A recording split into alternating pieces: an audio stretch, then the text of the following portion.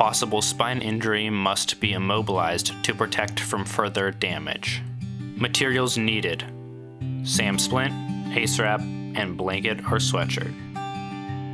Before lifting a patient or adding an improvised collar, the patient can be slowly and gently moved into alignment.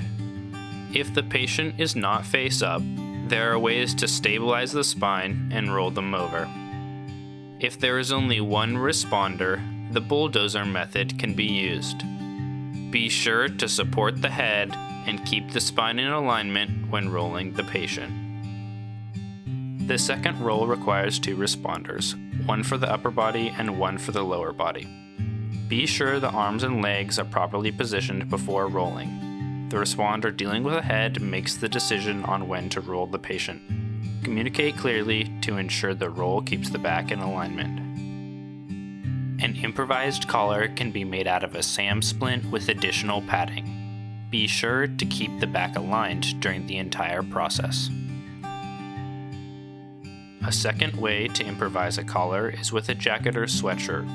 Roll up the bottom of the jacket and slide it under the patient's neck, being careful not to disrupt spinal alignment. Tuck the sleeves under the arms to hold the collar in place.